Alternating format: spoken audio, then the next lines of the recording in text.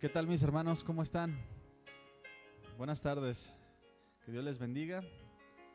Gracias a Dios por la alabanza que nos permite darle, ¿verdad? Gracias a Dios que nos permite unirnos en oración por nuestros hermanos, por la iglesia del Señor, ¿verdad? De la cual usted y yo somos miembros, partes del cuerpo de Cristo.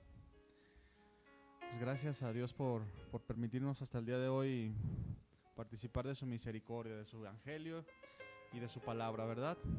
Pues vamos a prepararnos para escuchar lo que Dios quiere hablar a su iglesia el día de hoy. Y vamos a abrir nuestra Biblia, por favor, en Mateo 24.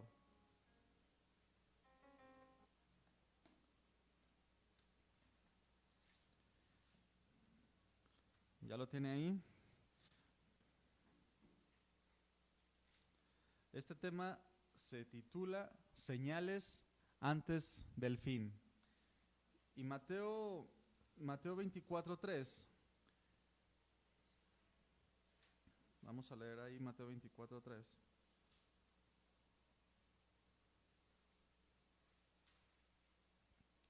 Dice: y estando él sentado en el monte de los olivos, habla de Jesús, los discípulos se le acercaron aparte diciendo: dinos, ¿cuándo serán estas cosas? ¿Y qué señal habrá de tu venida y del fin del siglo? ¿Verdad? ¿Qué señales?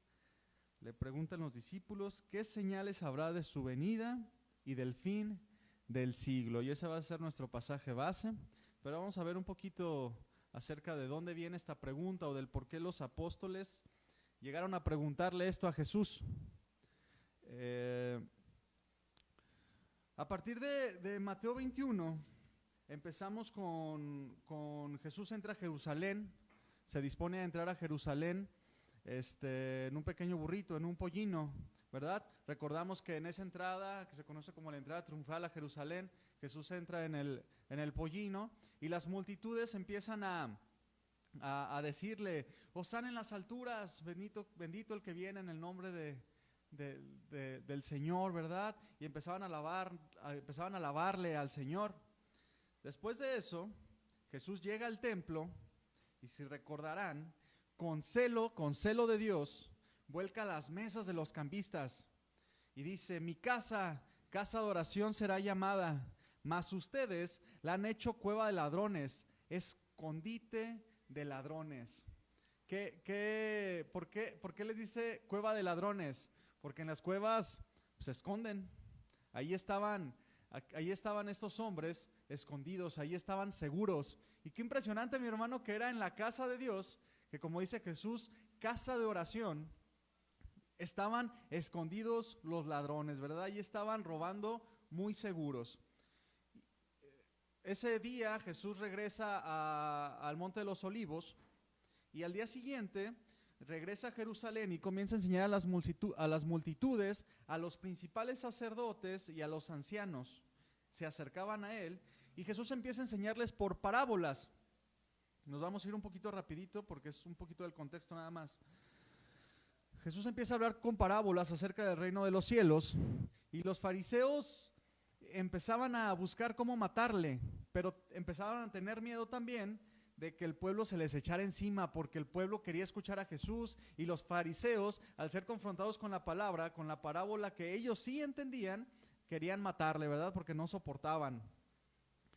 Dice la escritura que en Mateo 22 que buscando cómo matarle, cómo apresarle, mandaron a los herodianos, tentándole con preguntas de tributo, y a los saduceos con preguntas apologéticas. Y después los fariseos vienen con preguntas de la ley buscando tentar a Jesús. Y vemos cómo el pueblo de Dios, los encargados de ministrar al Señor, de ministrar la palabra de Dios, estaban en contra de que Jesús predicara. Mandan a los herodianos, los herodianos hablando tratándole acerca de los tributos al César. Los herodianos eran hombres que estaban congeniados con los romanos. Después Jesús sigue declarando con con poder, que Él es el Cristo, el Mesías, y habla contra todos estos hombres duros que no le amaban, que no amaban a Dios, que no amaban su palabra, que su vida era una apariencia, se amaban a ellos mismos. Y después viene lo que conocemos en la palabra como los 7 ayes, los 7 juicios, por así decirlo, que eran pronunciados contra los líderes religiosos, juicios donde Dios habla acerca de su dureza y de su rebeldía. Después de eso, Jesús, con un corazón que se duele en el amor por la rebeldía de su pueblo, dice: Jerusalén, Jerusalén, que matas a los profetas y apedreas a los que te son enviados. Y luego dice: ¿cuántas veces quise juntar a tus hijos como la gallina junta sus polluelos debajo de sus alas y no quisiste? Después Jesús sale del templo con un corazón dolido, afligido de ver la dureza de ellos. Y entonces es cuando llegan sus discípulos y comienzan a mostrarle los edificios del templo. Leamos Mateo 24, 1 y 2.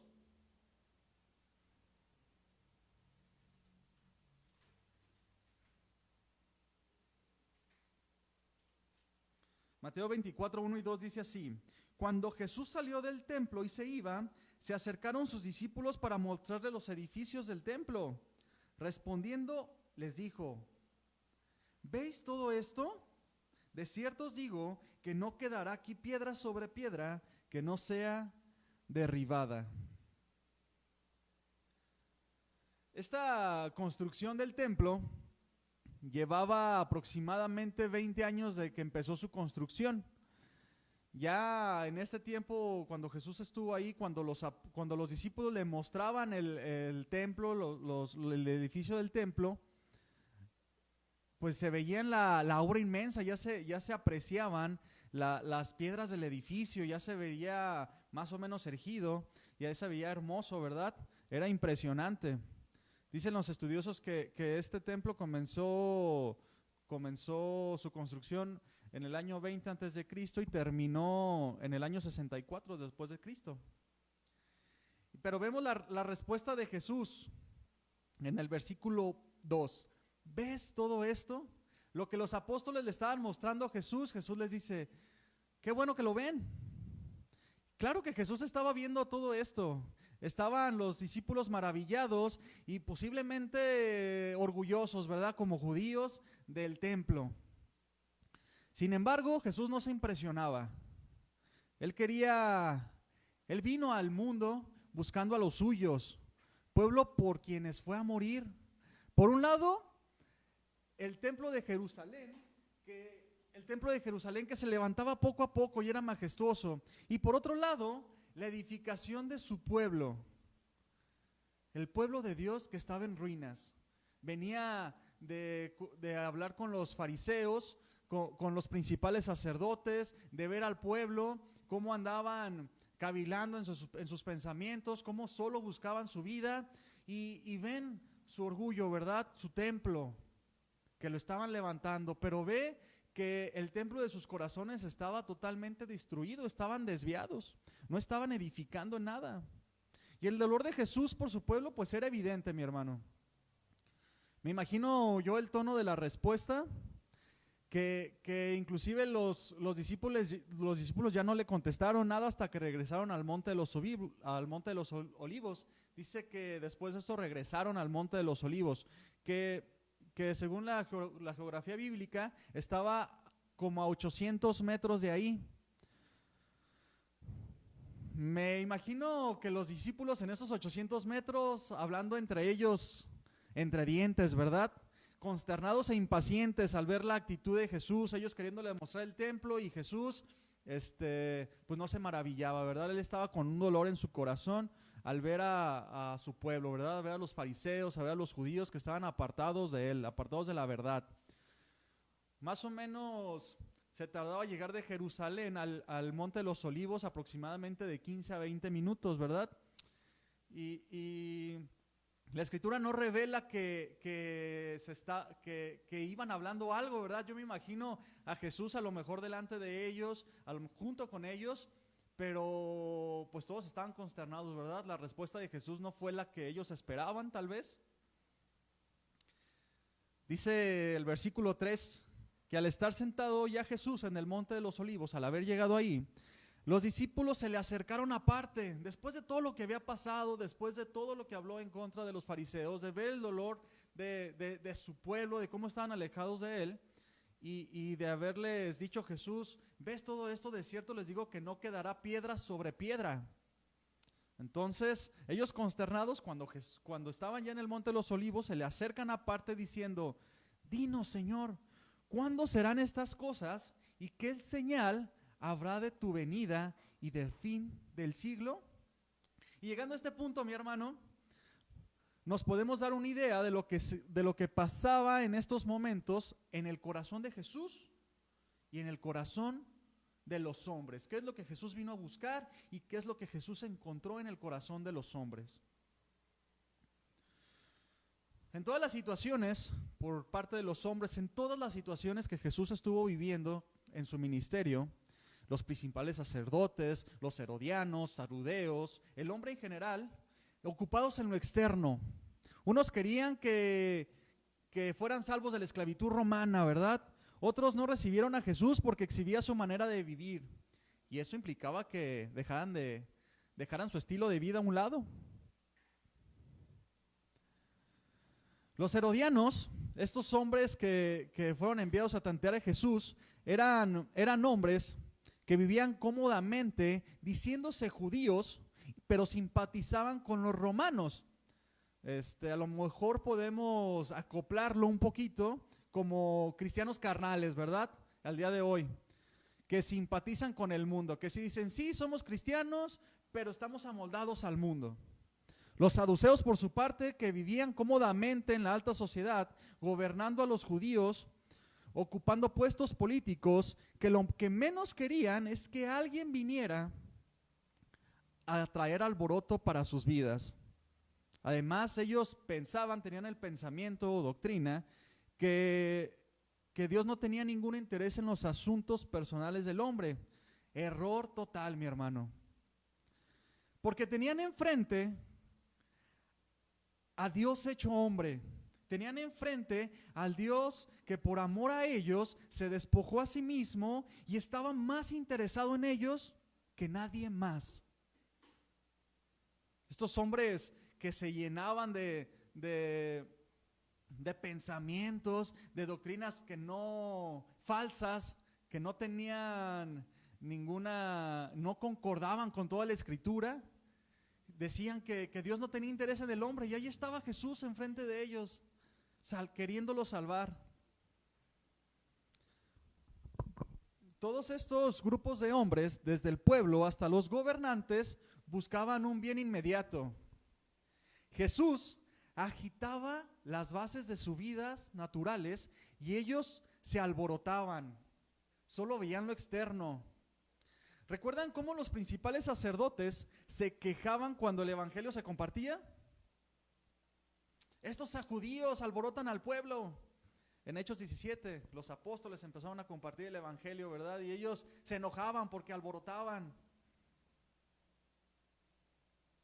En Hechos 17 habla de la llegada de Pablo a Tesalónica para anunciar el evangelio, ¿verdad? Y cómo les dicen, estos que trastornan el mundo entero también ya llegaron acá. Ellos estaban cómodos bajo la esclavitud romana que les daba favores. Ellos estaban a gusto ahí. No querían mover sus vidas. No les importaba la situación en la que vivían. Aún viendo su condición, preferían eso. Como cuando los israelitas en el Éxodo comenzaron a quejarse y querían regresarse a Egipto, ¿verdad? El mensaje del evangelio agitaba las fibras más profundas del corazón del hombre, y el hombre no quería escuchar. Y esto, mi hermano, es en cuanto a los hombres. Y por otro lado tenemos a Jesús, que buscaba el corazón del hombre.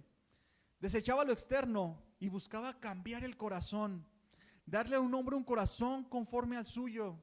les quería dar vida espiritual, pero ellos no querían, ellos querían una vida natural.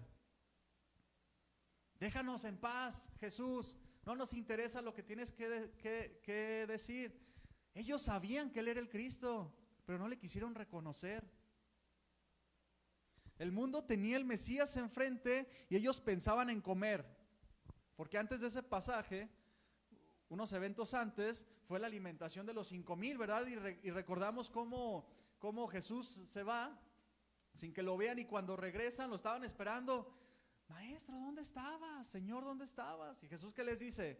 Ustedes me buscan porque se llenaron. De hecho, la palabra que se usa en el original es más fuerte, porque se atiborraron de comida. Ellos, al tener el Mesías enfrente que daba palabras de vida, lo buscaban por la comida. Buscaban guardar sus cosas materiales en las grandezas de sus obras, nuestro templo, en las grandezas de su servicio a Dios. Recordemos a los principales sacerdotes, ¿verdad? Cómo caminaban delante del pueblo con sus túnicas, cómo formaban ellos sus cosas, buscando la aprobación del hombre, ¿verdad? Y no solo del pueblo judío, porque también buscaban la aprobación de los romanos en todas las cosas. Sabían ellos que Él era el Mesías. Jesús ya se los había declarado en otras ocasiones, pero ellos no quisieron recibirlo. No estaban confundidos, mi hermano. Estaban amoldados ya a este mundo. Ellos también pedían señales. Y para esto quiero que vayamos a Mateo 16:1-4, ahí lo vamos a ver. Dice Mateo 16:1-4, dice: vinieron los fariseos y los saduceos para tentarle, y le pidieron que le mostrase señal del cielo. Mas Jesús respondiendo les dijo: cuando anochece dicen, buen tiempo, porque el cielo tiene arreboles. O sea, el cielo está rojo, es buen tiempo.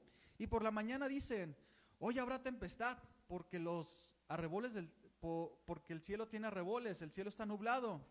Y les dice, hipócritas que saben distinguir el aspecto del cielo, mas las señales de los tiempos no pueden. La generación mala y adúltera demanda señal, pero la señal no les será dada, sino la señal del profeta Jonás. Y dejándolos, se fue. Y esta última frase, mi hermano, y dejándoles se fue, impacta, hermano, impacta, mi hermano. Porque ellos venían con una actitud de tentarle. Ellos sabían con quién estaban hablando, pero no querían nada de Él, no querían la vida de Él, querían seguir ellos con su vida. Por su parte, los discípulos de Jesús en Mateo 24, como lo vimos al principio en nuestro pasaje base, también le preguntan, Señor, dinos, ¿cuándo serán estas cosas? ¿Y qué señal habrá de tu venida y del fin del siglo? ¿Cuándo vendrás en tu reino? Y este tema, mi hermano, sale de la predicación del domingo pasado, donde Memo nos hablaba de la segunda venida del Señor. ¿Sí lo recuerdan? Espero que sí. Nos hablaba de cómo las personas buscan las señales, pero no buscan estar preparados. ¿Sí lo recuerdan? Buscan saber el tiempo en que Jesús va a regresar, para saber cuánto tiempo les queda de andar en el mundo todavía, y saber entonces cuándo convertirse. Pues ya dijeron que Jesús viene en septiembre. Todavía nos quedan 2 meses.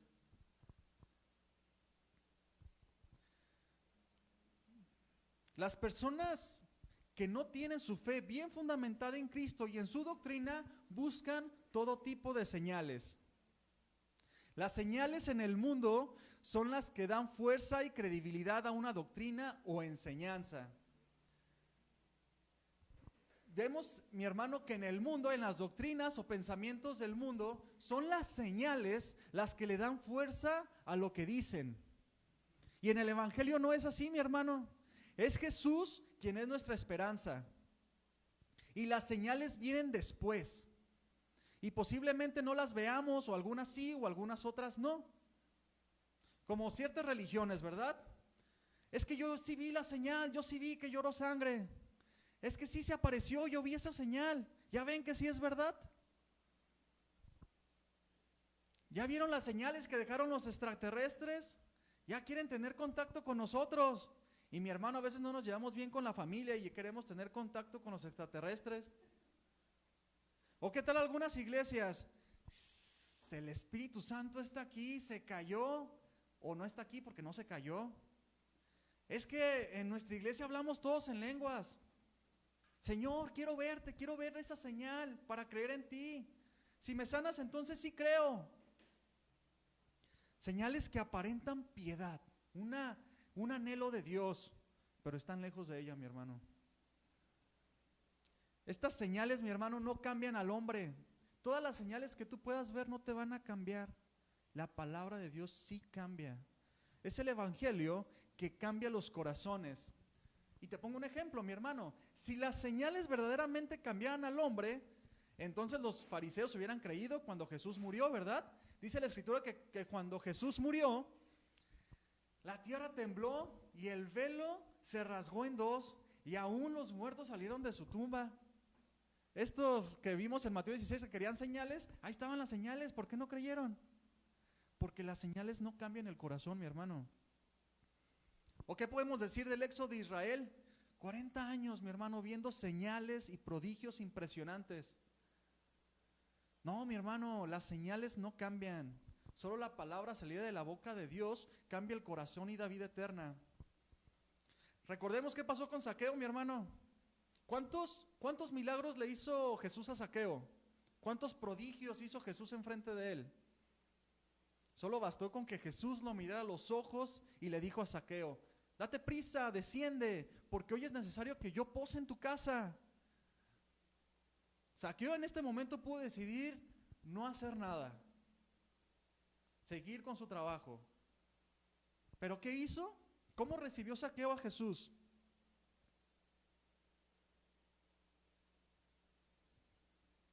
Puesto en pie, dijo Zaqueo: he aquí, Señor, la mitad de mis bienes doy a los pobres, y si en algo he defraudado a alguno, se los devuelvo cuadruplicado.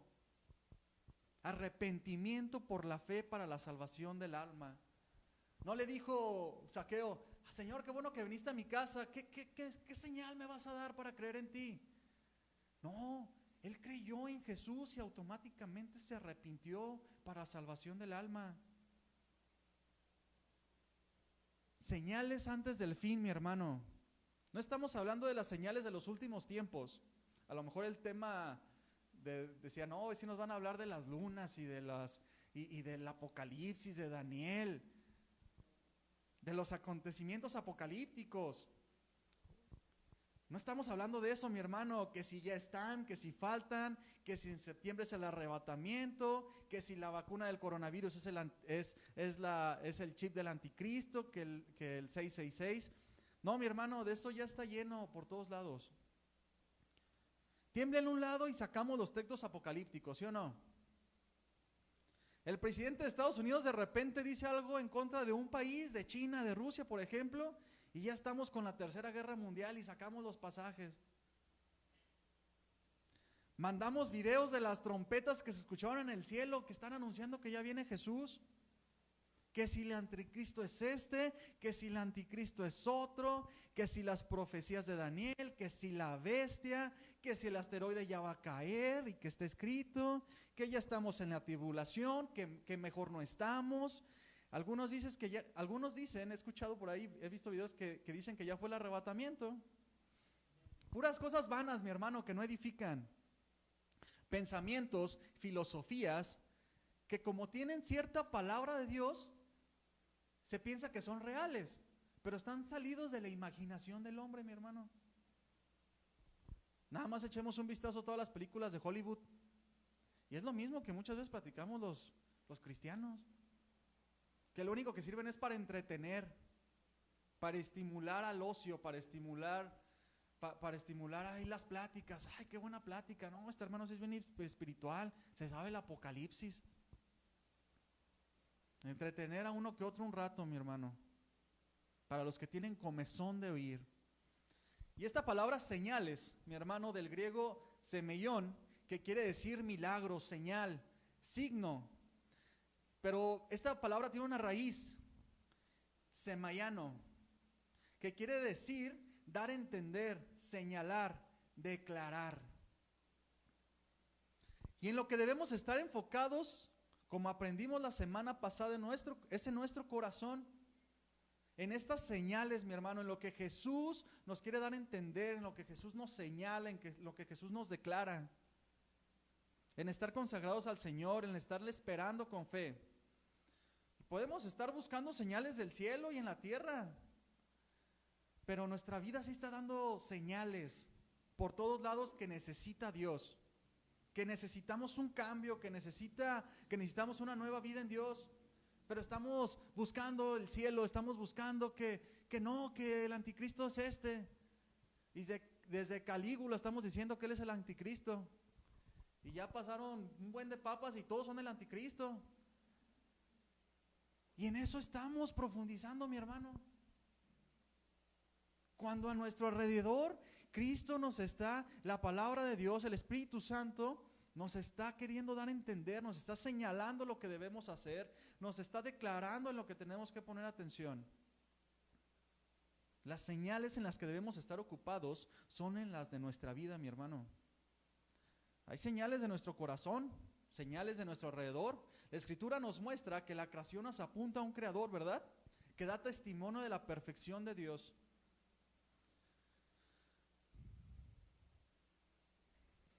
Las señales con las que Dios llama nuestra atención, que nos muestra que vamos bien o que nos estamos desviando. Dios siempre nos está hablando. Y con mucha tristeza, mi hermano, se puede ver, y estoy seguro que tú has visto también, mi hermano, que hay muchos que comienzan la carrera de la fe, pero no terminan, que poco a poco sus vidas espirituales van en decadencia. Y yo pues siempre me preguntaba, ¿por qué? Porque aún yo tengo familiares que es así, pues, y con tristeza yo lo veo. Y me preguntaba, ¿por qué? ¿Por qué no ven o qué no se dan cuenta cómo están llevando sus vidas y cada vez están peor? Y con esta enseñanza, mi hermano, me doy cuenta, valga la redundancia, que sí se dan cuenta. La realidad es que sí nos damos cuenta. Y lo podemos ver a la luz de estos pasajes, cómo los fariseos sí sabían que él era el Mesías, sí sabían lo que estaban haciendo, pero evaden las señales y terminan poco a poco alejados, fuera de la vida de Dios, buscando señales apocalípticas sin hacer caso a todas las señales que Dios les dio para que cambiaran y diferentes a la voz de Dios para sus vidas. No escuchan las señales de Dios, no escuchan las declaraciones de Dios, sus indicaciones en Escritura no las escuchan. El escritor de Hebreos dice en Hebreos 2:1 que es necesario que con más diligencia atendamos a las cosas que hemos oído, no sea que nos deslicemos. Tenemos por señal la Escritura, mi hermano, que nos dice de qué manera vivir, y nos dice el escritor de Hebreos, es necesario que con diligencia atendamos las cosas que hemos oído para que no nos deslicemos, y poco a poco nos deslizamos. Poco a poco, al no poner atención a las señales, al no poner atención a lo que Dios quiere obrar en nuestro corazón, al no poner atención a la palabra, al mover del Espíritu Santo, al no desarrollar esa respuesta, obediencia a Dios, a su palabra, poco a poco se va perdiendo el rumbo. Hay un ejemplo que se usa mucho en este pasaje, ¿verdad? Que un barco que está en alta mar y tiene como referencia un faro, y va viendo la luz del faro y sabe a dónde va. Pero si se descuida un poco, si el que va conduciendo el timón se descuida un poquito y se voltea y empieza a ocuparse en otras cosas, en andar viendo el cielo, qué hay en el cielo, qué hay debajo del agua, esto, el otro, y se desvía, deja de ver el faro, y de repente poco a poco se desliza y llega el momento en que deja de ver el faro. No sea que nos deslicemos, pongamos atención. Ahí mismo en Hebreos 3:12 dice: mirad, hermanos, que no haya en ninguno de vosotros corazón malo de incredulidad para apartarse del Dios vivo. Seguimos en el versículo 14. Dice: porque somos hechos participantes de Cristo, con tal que retengamos firme hasta el fin nuestra confianza del principio. Entre tanto que se dice: si oyeres hoy su voz, no endurezcáis vuestros corazones como el día de la provocación. Y luego viene a modo de pregunta: ¿quiénes fueron los que habiendo oído le provocaron?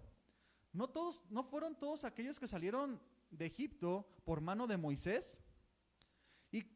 ¿con quiénes estuvo él disgustado 40 años? ¿No fue con los que pecaron cuyos cuerpos cayeron en el desierto? ¿Y a quiénes juró Dios que no entrarían en su reposo, sino a aquellos que desobedecieron? Y vemos que estos hombres no pudieron entrar a causa de su incredulidad. Mi hermano, al no estar atentos a lo que Dios quiere de nosotros, a las señales de la Escritura, a lo que Dios demanda, al no estar desarrollando esa obediencia a su palabra, al no amar su palabra, estamos siendo incrédulos, no creemos que entonces su palabra pueda hacer algo en nosotros. Estamos cayendo en un corazón malo de incredulidad. ¿Qué pasó con el pueblo de Dios en el desierto? ¿Cuántas señales no les dio Dios para que retomaran el rumbo, para que no se deslizaran? Poco a poco, por 40 años estuvieron deslizando hasta que perdieron el rumbo y cayeron postrados en el desierto. No obedecieron ninguna señal, endurecieron su corazón. Y esta frase, endurecer su corazón, tiene todo que ver con cuando Dios te habla, Dios te está mostrando algo y tú deliberadamente no haces caso. Dios envió señales a los israelitas antes de caer postrados en el desierto. Les anunciaba su palabra por medio de Moisés, por medio de milagro y prodigio, declaraba su voluntad y aún así cayeron postrados en el desierto, sin haber visto cumplida la promesa que Dios les hizo. Y en este pasaje de Hebreos 3, 12 al 16, vemos 4 características de estos hombres. 1, eran incrédulos, provocaban a Dios. 2, eran provocativos. 3, eran contenciosos. Y 4, eran desobedientes. ¿Recuerdan cuando enviaron a que exploraran la tierra que Dios les había prometido? Y que regresaron, les enseñaron los frutos y se empezaron a atemorizar porque les dijeron que los hombres eran muy grandes y muy fuertes.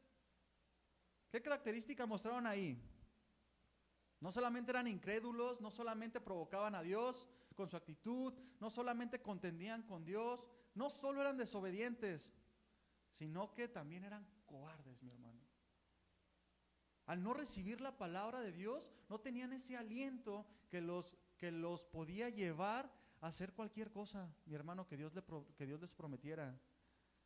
Dios quería de ellos un pueblo valiente y terminaron siendo un pueblo cobarde que terminó postrado en el desierto. Estas características, mi hermano, que son señales que nos advierte que a lo mejor estamos a punto de caer, que estamos deslizándonos. Y seguramente hay muchas características, ¿verdad?, del estarnos deslizando, pero solo veremos algunas. En la Escritura tenemos ejemplos de más hombres que no hicieron caso a las señales, a la voz de Dios y terminaron muy mal. Y estas señales, mi hermano, debemos de tenerlas muy en cuenta cuando comienzan en nuestro corazón a gestarse, ¿verdad? Cuando comienza en nuestro corazón a gestarse la incredulidad. Yo no creo eso, la verdad, se me hace muy fantasioso. Yo creo que es figurativo, Jesús a lo mejor no se refería a eso. Y yo sé que hay cosas muy complicadas, porque nuestra mente humana y finita, y además que está viciada por el pecado, no puede comprender las cosas. Pero para eso tenemos al Espíritu Santo y somos salvos por fe. Por eso Dios nos llama a tener fe, esperanza. Recordemos al hombre que llevó ante Jesús a su hijo con espíritu malo, pidiendo misericordia, un espíritu mudo, ¿recuerdan? Jesús le dijo: si puedes creer, todo te es posible. ¿Y qué respondió este hombre? Sí creo, ayuda en mi incredulidad. Esto lo vemos en Lucas 9. Entonces, somos llamados a tener fe en Dios. Y ciertamente hay cosas complicadas de entender. Por eso debemos de pedir a Dios que nos ayude en nuestra incredulidad. No sea que nos hallemos siendo incrédulos ante lo que Él nos dice. Seguimos con la actitud provocadora que tenían los israelitas, ¿verdad? Esta actitud provocadora se refiere a una actitud exasperante, que se aproximaban para solo producir amargura, una actitud desafiante. Esta actitud de no querer ser bendición para Dios y para los demás no busca la edificación, mi hermano. Es una actitud de altivez que hace querer estar lejos. Esta actitud provocadora, mi hermano, que hace que los demás ya se te retiren porque saben que de ti no puede salir nada bueno. Y a lo mejor empiezas con una actitud ahí mala, con un mal comentario, y pasa el tiempo y te vas deslizando y caes más en esta actitud provocadora. Después vemos contenciosos que se oponen a Dios, que todo les parece mal. Como Jonás, recordemos, ve y predica. Ve y predica. ¿Y qué contestó Jonás? No vaya a ser que se arrepientan. Y muchas veces nosotros decimos, Dios nos manda a perdonar, ¿verdad? No, yo no lo perdono por lo que Él me hizo.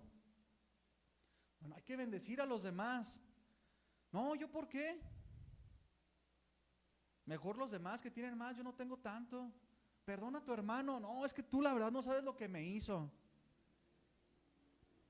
Ponte el cubrebocas, mi hermano. No, eso ni sirve para nada. Y estás ahí batallando. Con todas las cosas que te dicen, estás batallando. Y Dios te dice algo y contestas. En vez de desarrollar una obediencia inmediata, reaccionas con una rebeldía inmediata, que ni siquiera la piensas. Bendice, no maldigas. Es que tú no sabes lo que a mí me hicieron. Si a ti te lo hubieran hecho, tú ni los perdonarías. Es más, ni se merecen el perdón.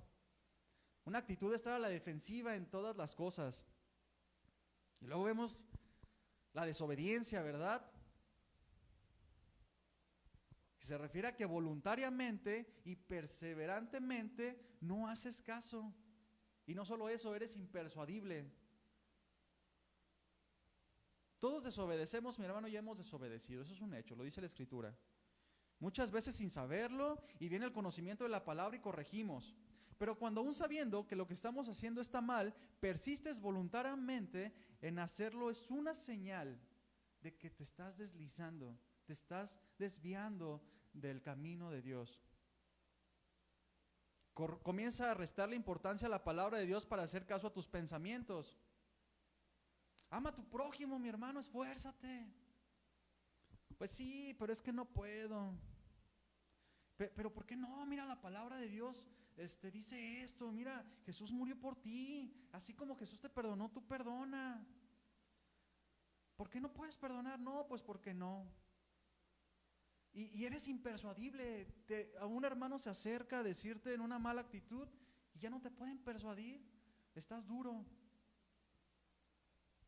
Yo algunas veces me he acercado a ciertas personas, a algunas personas y les digo, mira, es que lo que estás haciendo no está bien, la Escritura dice esto y esto. Ya vas a empezar a juzgar. Mira, mi hermano, necesitas cambiar eso que te estás desviando. Trata bien a tu familia, échale ganas, deja ese pecado. No, es que es bien difícil. Yo la verdad, no, o sea, sí creo en Cristo, pero es que a mí se me hace muy difícil. Y por último vemos la debilidad y la cobardía. Y esto de debilidad habla de carácter, cobardía ante la palabra de Dios. Porque ¿cuántos saben que obedecer la palabra de Dios es para valientes?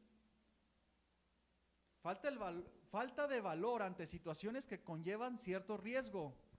Esta es la carencia de virtud y de carácter.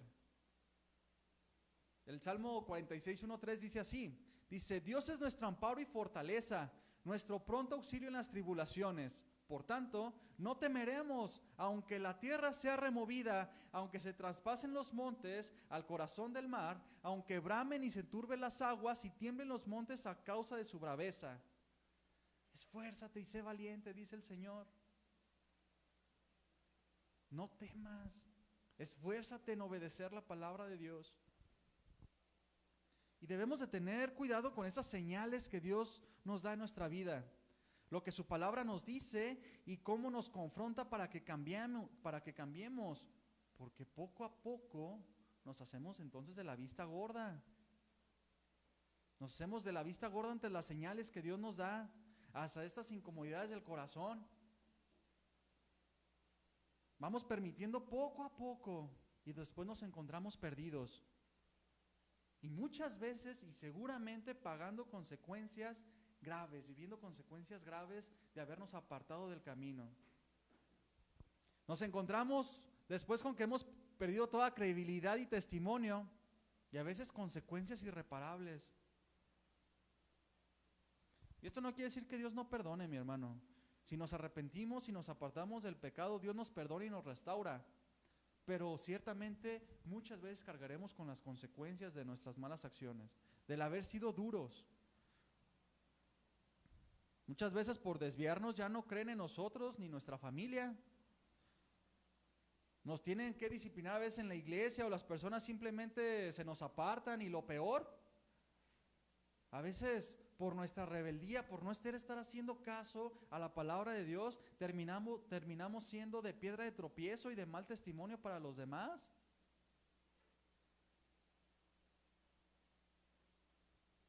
Y en esta misma línea quiero hablar de un hombre en la Escritura, de Sansón, del fracaso de Sansón. Un hombre que tenía un propósito específico, consagrado a Dios desde el vientre de su madre, nazareo, con grandes dones. Vamos a leer Jueces 13, 2 al 5.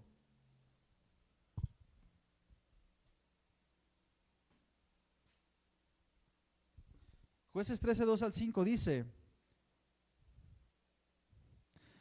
Y había un hombre de Sora, de la tribu de Dan, el cual se llamaba Manoa, y su mujer era estéril y nunca había tenido hijos.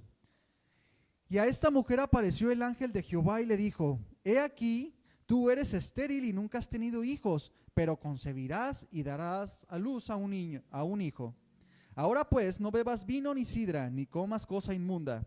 Pues he aquí que concebirás y darás a luz un hijo, y navaja no pasará sobre su cabeza, porque el niño será nazareo a Dios desde su nacimiento. Y él comenzará a salvar a Israel de mano de los filisteos. Esta fue la manera en la que Dios, con milagro y prodigio, trajo a Sansón a este mundo. Dios le encomendó salvar a Israel de los filisteos, y el Espíritu de Dios se manifestaba en él con poder. Y si leemos Jueces de 13 en adelante, creo que es el Jueces 13 al 17, ahorita no nos vamos a detener mucho en eso, vemos cómo este hombre fue un amador de las mujeres, que se deshonró a sí mismo y al voto que tenía con Dios de consagrarse a él. Él siguió sus propios deseos carnales para su propia vergüenza, mi hermano.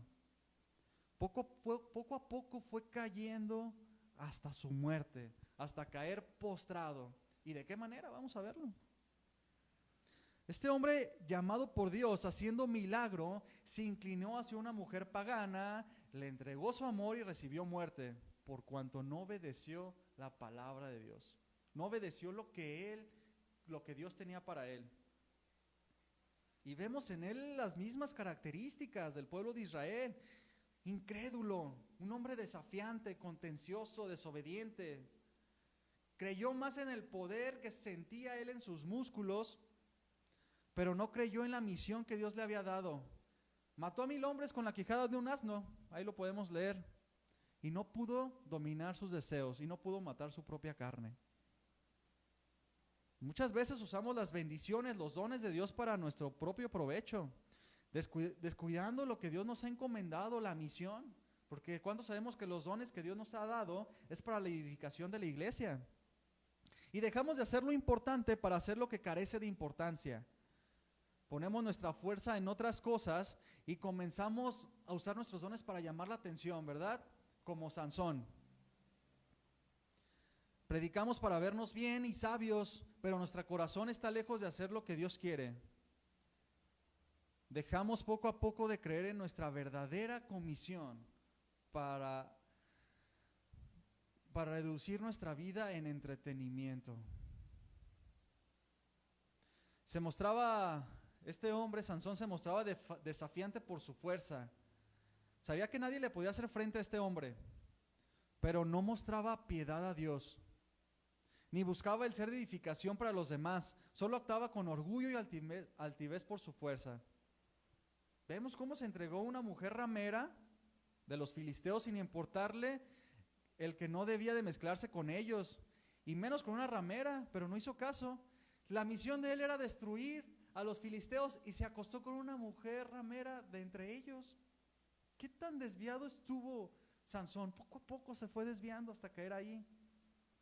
Después terminó enamorándose de Dalila, una mujer astuta que los filisteos usaron para que él descubriera la manera de vencerle, y así fue.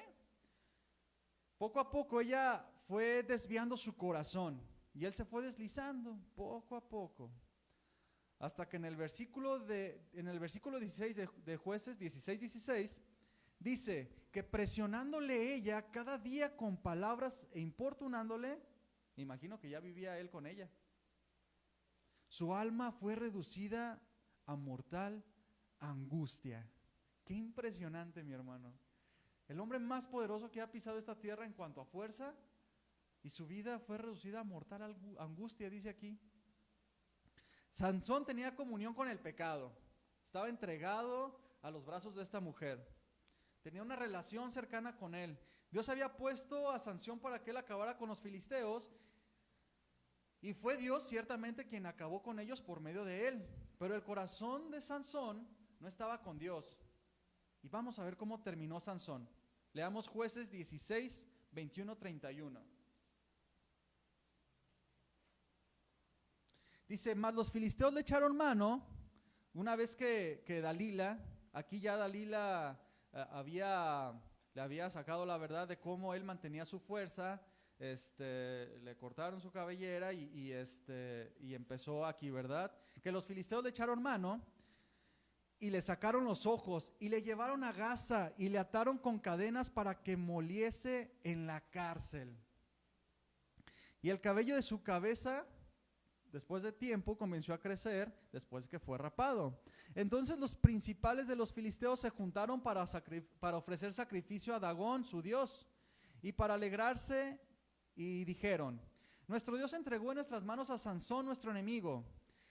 Y viéndolo el pueblo, alabaron a su Dios diciendo, nuestro Dios entregó en nuestras manos a nuestro enemigo y al destructor de nuestra tierra, el cual había dado muerte a muchos de nosotros.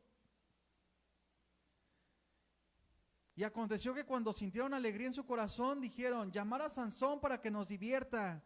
Y llamaron a Sansón de la cárcel y sirvió de juguete delante de ellos y lo pusieron entre las columnas. Qué impresionante manera en la que hasta aquí vamos viendo de Sansón, mi amor, hermanos. Una manera impresionante que muchas veces al no hacer lo que nos corresponde, al apartarnos de Dios como cristianos, terminamos siendo burla del mundo. Y este hombre terminó así. Lo pusieron entre columnas. Vamos al versículo 26. Dice, entonces Sansón dijo al joven que le guiaba de la mano, acércame y hazme palpar las columnas sobre las que descansa la casa, para que me apoye sobre ellas. Y la casa estaba llena de hombres y mujeres, y todos los principales de los filisteos, estaban allí. Y en el piso alto había como 3,000 hombres y mujeres que estaban mirando el escarnio de Sansón. Un circo, ¿verdad? Entonces clamó Sansón a Jehová y dijo, Señor Jehová, acuérdate ahora de mí y fortaléceme. Te ruego solamente esta vez, oh Dios, para que de una vez tome venganza de los filisteos por mis 2 ojos. Asió luego Sansón las 2 columnas de en medio sobre las que descansaba la casa y echó todo su peso sobre ella, su mano derecha sobre una y su mano izquierda sobre otra. Y dijo Sansón, muera yo con los filisteos. Entonces se inclinó con toda su fuerza y cayó la casa de los principales y sobre todo el pueblo que estaba en ella. Y los que mató al morir fueron muchos más de los que había matado durante su vida. Qué impresionante, mi hermano. Terminó suicidándose. ¿Cómo este hombre terminó en semejante muerte, mi hermano? Un hombre llamado por Dios, un hombre dedicado a Dios, consagrado a Dios. Consagrado a Dios, me imagino que él recibió mucha enseñanza acerca de Dios y así terminó. Poco a poco se fue deslizando, desligó su corazón de Dios. Permitió en su vida actitudes incrédulas, provocativas con Dios, contenciosas, y fue rebelde a Dios.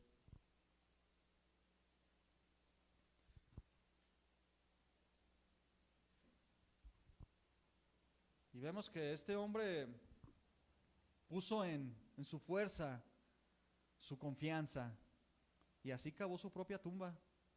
Y no son los dones, mi hermano, los que nos hacen valiosos. No era la fuerza de Sansón lo que lo hacía valioso, mi hermano. No son las capacidades o nuestros frutos podemos llamarlos así, ¿verdad? Es nuestra comunión con Dios la que nos da valor, el tener el privilegio de ser llamados sus hijos.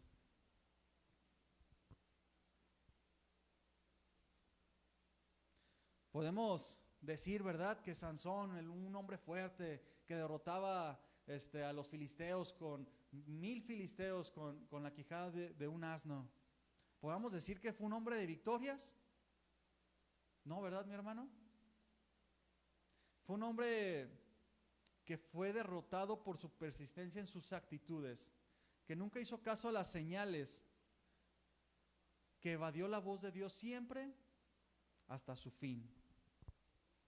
Por otro lado, recordemos a José, hombre que huyó de las insinuaciones de la esposa de Potifar, ¿recuerdan?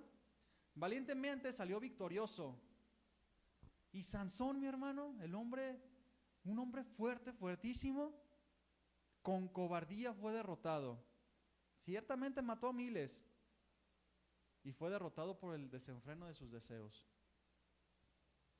¿Qué importó entonces la fuerza de Sansón y todas sus proezas si terminó así, suicidándose? ¿Qué importa, mi hermano, saber todos los misterios de los últimos tiempos, todos los estudios escatológicos y que seas apreciado como entendido y sabio si terminas apartado de Dios, no haciendo su voluntad? ¿Qué importa esto si no haces caso a las señales para ti, la voz de Dios para tu vida? Estás al pendiente de todas las señales a tu alrededor, pero no estás al pendiente de tu corazón, de las señales que Dios te envía a ti, de sus declaraciones, de sus anuncios, de lo que te hace por medio de su palabra. Venimos al servicio y Dios nos habla y somos tardos para obedecer. Luego, cambia. Luego, perdona, trata bien a tu esposa. Luego, trata bien a tus hijos. Luego, tardos. Sansón terminó suicidándose. Y esta no era la voluntad de Dios, mi hermano. Se suicidó como aquel hombre que siempre sale a reducir, o generalmente sale a reducir cuando hablamos de rebeldía. Y que es un referente de esta actitud, Saúl. ¿Recuerdan cómo terminó Saúl? Huyendo de su enemigo, corriendo y suicidándose cobardemente. Hombre que fue incrédulo, provocativo, contencioso con Dios, desobediente de todo lo que Dios le decía. Años antes de su muerte, cuando desobedece a Dios ante la indicación de destruir a los amalecitas, ¿recuerdan esa historia, esos pasajes? Que Dios lo manda a destruir a todos los amalecitas junto con su rey Agag. Y como ya sabemos, no lo hace, porque le pareció que era mejor guardar todo lo de valor para gloria de Dios, ¿verdad? Leamos en 1 Samuel 15, 24, 26, dice: entonces Saúl dijo a Samuel, esto ya pasó cuando Samuel viene a él diciéndole con dolor en su corazón porque desobedeció todo lo que Dios le dijo, hizo todo lo contrario, destruyó a todos y dejó lo mejorcito, lo que le gustó. Entonces Saúl dijo a Samuel: yo he pecado, pues he quebrantado el mandamiento de Jehová y tus palabras, porque temí al pueblo y consentí a la voz de ellos. Perdona pues ahora mi pecado. Pues hasta aquí se escucha como que de repente, pues sí le pesa, ¿verdad? Dice el 25, pero vuelve conmigo para que adore a Jehová. Y Samuel respondió: no volveré contigo porque desechaste la palabra de Dios y Jehová te ha desechado para que no seas rey sobre Israel. Si seguimos más adelante vemos que al haber pasado esto, él es desechado del reinado de Israel y un espíritu por parte de Dios le atormentaba. Y aún así, mi hermano, al Samuel declararle estas palabras, decirle que había desobedecido, aunque Dios le mandó este espíritu para que le atormentara, no se arrepintió.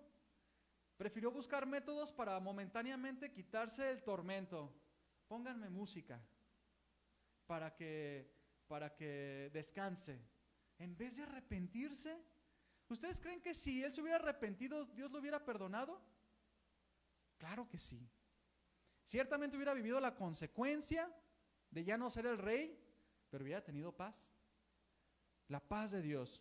Pero no quiso renunciar, mi hermano, a su posición en la tierra. Fue más las ganas de querer seguir siendo rey que su reconciliación con Dios. Y vemos cómo este hombre, en los pasajes que leímos hace un momento, él reconoce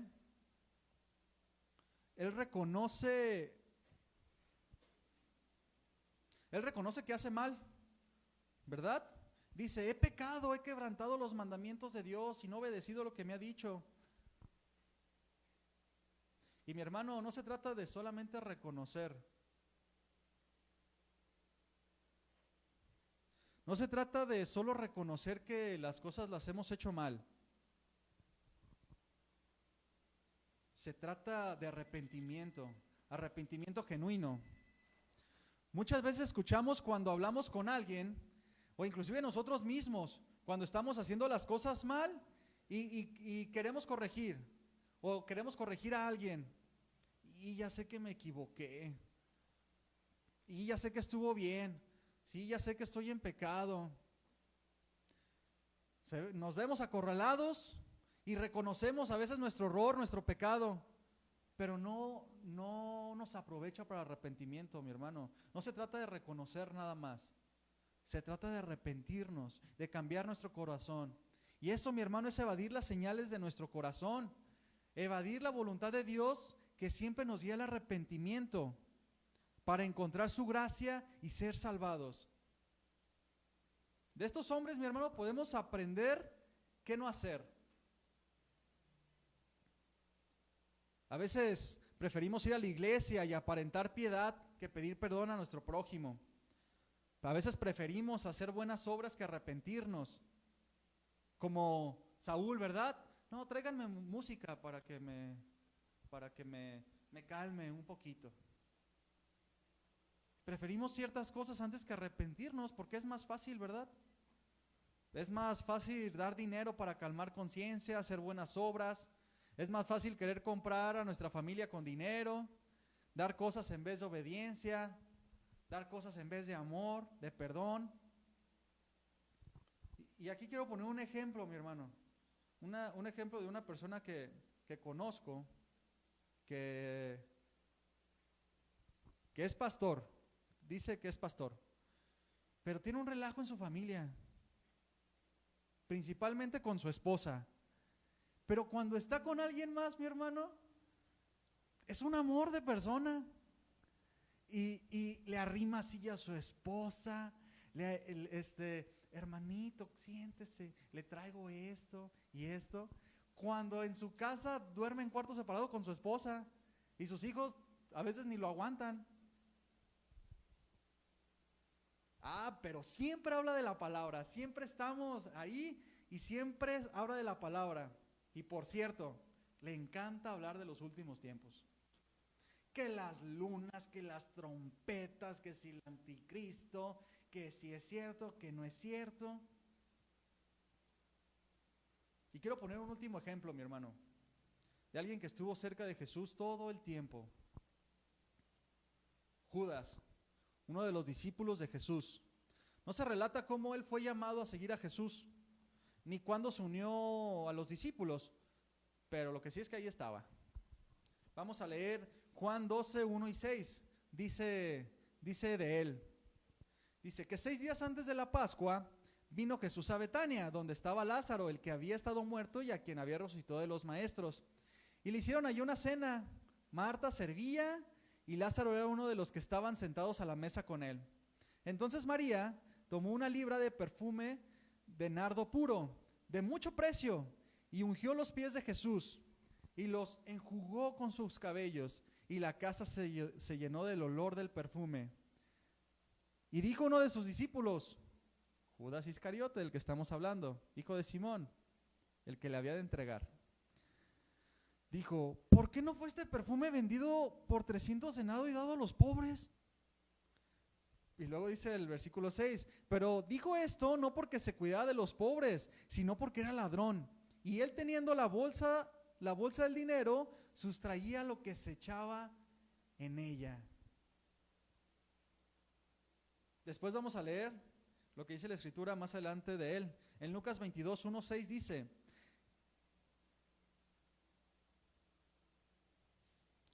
estaba cerca la fiesta de los panes sin levadura, que se llama la Pascua, y los principales sacerdotes y los escribas buscaban cómo matarle a Jesús, porque temían al pueblo, ¿verdad? Y entró Satanás en Judas, por sobrenombre Iscariote, el cual era uno de los 12. Y este fue y habló con los principales sacerdotes y con los jefes de la guardia de cómo se lo entregaría. Y ellos se alegraron mucho. Todo el tiempo del ministerio de Jesús, estos buscaban de una manera u otra apresarle, matar a Jesús para que ya no estuviera turbando. Y se lo sirve en bandeja de plata. Se alegraron y convinieron en darle dinero. Y él se comprometió y buscaba una oportunidad para entregárselo a espaldas del pueblo. Y hasta cobarde, ¿verdad? A espaldas del pueblo. Y ya sabemos, mi hermano, cómo terminó Judas. Me llama la atención cómo dice este pasaje que Satanás entró en él. ¿Cómo pudo Satanás haber entrado en un discípulo de Jesús? Simple, mi hermano. Solo era oidor, tenía sus propias intenciones, era ladrón, solo estaba ahí para ver qué sacaba. Si él tenía la bolsa del dinero, ¿verdad? Yo creo que dijo, yo tengo la bolsa del dinero, lo entrego, me pagan, me quedo con la bolsa de dinero más todo lo que me pagan y pues ya, aguanto un tiempo a Jesús, van a terminar matándolo y yo ya voy, me compro una propiedad, que de hecho sí dice la escritura que compró, ¿verdad? Y dijo, ya vivo a gusto, tenía sus propias intenciones. Ya sabemos cómo terminó, con remordimiento en su cabeza que lo llevó a suicidarse. De la misma manera que Sansón y Saúl pudo arrepentirse, pero estaba atormentado igual que estos hombres. Sabía que había fallado, reconocían su error, pero no se arrepentían. Judas tuvo muchas oportunidades. Él escuchó el evangelio de la boca misma de Jesús, pero resistió a la palabra y dio lugar al diablo. De esto dice Santiago 4 dice, someteos pues a Dios, resistir al diablo y huirá de vosotros. Acercaos a Dios y Él se acercará a vosotros, pecadores, limpiad las manos, y vosotros los de doble ánimo, purificad vuestros corazones. Y ponemos atención en esto, sométanse a Dios, resistan al diablo y Él huirá de nosotros. ¿Qué pasó con Judas? ¿Qué pasó con Saúl? ¿Qué pasó con Sansón? Se sometieron al diablo y resistieron a Dios, al revés. Resistieron la palabra de Dios, perseveraron en sus pensamientos, perseveraron en sus actitudes, a lo mejor reconocían que estaban haciendo mal, pero nunca se arrepintieron y se sometieron al diablo. Dios, mi hermano, se complace en hacer misericordia, pero los hombres muchas veces no la queremos. Preferimos nuestro orgullo, nuestra vanidad. Dios nos da su palabra y muestra nuestro corazón para que podamos cambiar. Pero viene de nosotros hacerlo o no. Mientras estemos en este mundo, mi hermano, Dios nos estará hablando, llamando nuestra atención para que cambiemos, para que no nos desviemos, no nos deslicemos. Señales para nuestra vida, señales antes de que llegue la calamidad de nuestra vida, señales antes del fin. No es inmediato, mi hermano, ni ninguna casualidad que los hombres que persisten en hacer lo malo, que no obedecen a las señales de Dios, terminen insensibles hacia su voz, hasta la voz de Dios. El apóstol Pablo le dice a los romanos en su carta, en el capítulo 11, que por la dureza terminaron en una condición de estupor. en una condición de insensibilidad a la voz de Dios y a su voluntad. Y a todos nosotros, mi hermano, yo estoy seguro que hay cosas que Dios nos ha estado hablando para que cambiemos y mejoremos. Tal vez actitudes, algún pecado o cosas que no hemos ordenado, que debemos de ordenar, mejorar, madurar, crecer. Y si ponemos atención, y si ya ha pasado tiempo desde que Dios nos habló que hiciéramos algo, y ya ha pasado tiempo y no hemos obedecido, a lo mejor te vas a dar cuenta que cada vez le resistes más. A lo mejor ya hasta tienes un argumento para no obedecer. Cuando desobedecemos a Dios nos volvemos insensibles a su voz.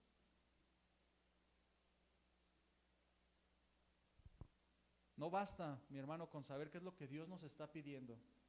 No basta. Lo importante es atender la voz de Dios. No seamos incrédulos, no provoquemos a Dios, no seamos contenciosos con Él, no seamos desobedientes. Mientras hay vida hay oportunidad, mi hermano. Y ya vemos cómo si hay consecuencias y cómo delante de Dios no podemos excusarnos. Podemos ver qué pasó con Ananías y Zafira, ¿verdad? ¿Qué les dijo Pedro? ¿Por qué permitieron que Satanás llenara su corazón? ¿Qué había en el corazón de esta pareja que no quiso obedecer a Dios? ¿Había obediencia a Dios? No. Quisieron engañar a Dios. Seguramente pensaron, no pasa nada, no hay que ser tan exagerados. Y terminaron mal. Dios envió a Jesús para darnos señal viva de su amor. Es muy importante esto, mi hermano. Dios envió a Jesús para darnos señal viva de su amor. No seamos indiferentes. Toda la Escritura está llena de advertencias para nosotros. Nos dice qué pasará con nosotros si persistimos en hacer el mal. Él no es injusto. Nadie puede excusarse delante de Dios. Mateo 7, 21 y 23, un pasaje muy conocido, ¿verdad? Dice, no todo el que me dice Señor, Señor entrará en el reino de los cielos, sino el que hace la voluntad de mi Padre que está en los cielos. Muchos me dirán en aquel día, Señor, Señor, ¿no profetizamos en tu nombre? Y en tu nombre echamos fuera demonios, y en tu nombre hicimos muchos milagros. Entonces les declararé, nunca os conocí, apartados de mí, hacedores de maldad. Seguramente Judas estaba entre estos, ¿verdad? Profetizó en su nombre, echó fuera demonios.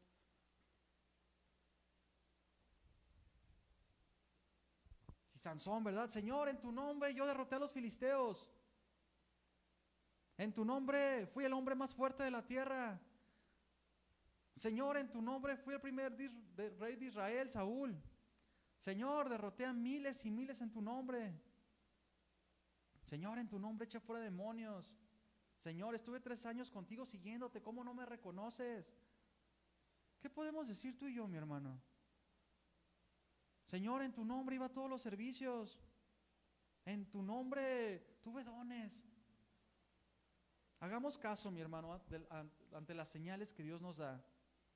La señal que debemos atender con nuestro corazón es la obra de Jesús en la cruz. Es la señal que debemos de seguir siempre. El pueblo de Dios tuvo la mayor señal delante de ellos, pero ellos querían otra cosa, mi hermano. Ellos buscaban su propia vida. Por último, mi hermano, quiero leerles un pasaje en Efesios 5. Dice Efesios 5, 1 y 2. Dice, sed pues imitadores de Dios como hijos amados, y andad en amor, como también Cristo nos amó y se entregó a sí mismo por nosotros, ofrenda y sacrificio a Dios en olor fragante. Y nos brincamos al 6, dice, nadie os engañe con palabras vanas, porque por estas cosas viene la ira de Dios sobre los hijos de desobediencia.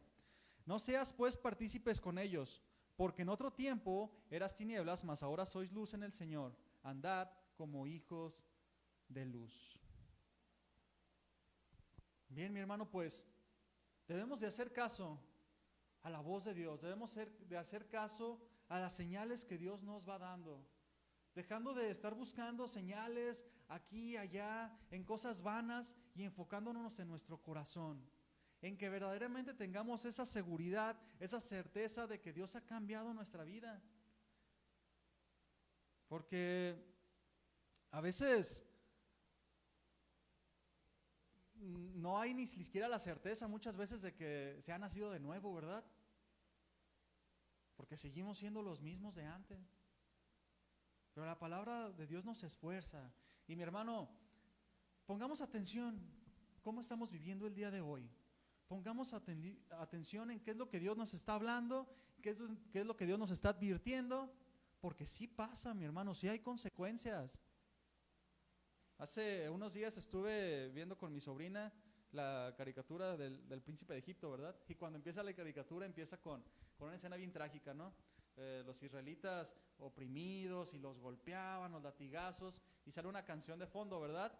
Que ellos piden ayuda a Dios y dice: Señor, libéranos, restáuranos.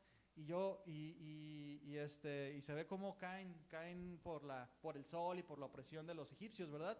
Y mi sobrina, yo veía que estaba como a punto de llorar.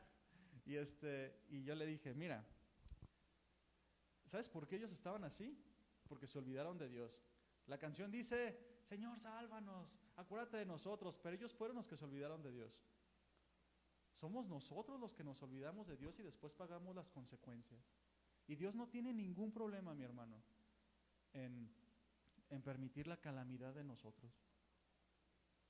¿Cuántos años estuvo cautivo su pueblo en Egipto? 400 años, mi hermano. Y no doblaban su rodilla. Dios los salvó con mano prodigiosa y se pusieron peor, postrados en el desierto. Mi hermano, pongamos atención a las señales antes de que venga la calamidad de nuestra vida, antes de que nos encontremos deslizados, apartados de la verdad de Dios. Entonces, mi hermano, pues cada uno de nosotros sabe nuestra situación. Lo que es un hecho es que Dios nos habla y que Dios nos quiere hacer bien. Es un buen tiempo para poner este tiempo delante de Dios, un buen tiempo para poner nuestra vida, para reconocerle que Él ha sido bueno, que Él nos habla y a lo mejor si nos hemos desviado, retomar el camino. No solamente reconocer, sino arrepentirnos para que nos aproveche para salvación. ¿Sale, mi hermano? Vamos a orar. Señor, en el nombre de Jesús te damos gracias por la palabra que nos diste el día de hoy. Gracias, Señor, porque es tu palabra, Señor. Es tu palabra la que cambia nuestro corazón. Es tu palabra la que nos da vida nueva, Señor. No las señales, no los prodigios, sino tú, Señor. Ayúdanos, Señor, en esta tarde en reconocer tu soberanía, reconocer tu sacrificio y poner nuestros ojos en ti, Señor, que eres el autor de la fe, que en ti esperamos la consumación, que en ti esperamos nuestra redención, Señor. Ayúdanos a no desviarnos, a no escuchar engañadores, a no ir tras deseos vanos. Ayúdanos, Señor, a desarrollar esa obediencia cada vez más pronta, Señor. Estemos listos, afilados, Señor, para que cuando tú hables, obedezcamos, Señor. Ciertamente somos carne, Padre, y nos equivocaremos muchas veces. Pero sean nuestras equivocaciones reconocidas para arrepentimiento y para salvación, para edificación, para crecer, Señor. Tú te compadeces de nosotros, Padre, y el día de hoy nos hablas animando nuestros corazones, Señor. Ayúdanos, Señor. Lejos de ti no podemos hacer nada, papá. Lejos de ti no somos nada y solo queda una horrible expectación de juicio, Señor. Esta vida es vana, Señor. Tú eres lo único que importa. Obedecerte es lo único que importa, Señor. Tenemos una misión, Señor, en esta tierra: ser embajadores de tu palabra, ministros de tu reconciliación, ministros de tu evangelio, Señor. Ayúdanos a no tenerlo en poco, Señor, y ser diligentes. Queremos decirte que te amamos, Señor, pero que queremos amarte como tú demandas que te amemos, Señor.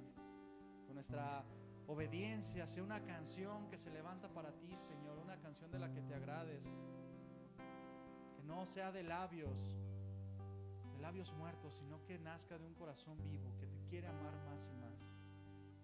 Ayúdanos a estar atento a nuestro corazón, a meditar en Él, a no dejar pasar nada de nosotros, Señor. Gracias por tenernos misericordia hasta el día de hoy, Señor. Sigue derramando tu Espíritu en nosotros, tu palabra. Ayúdanos, Señor. Bendecimos tu nombre, bendecimos tu obra en nuestro corazón. Ayúdanos, Señor. Gracias, te amamos.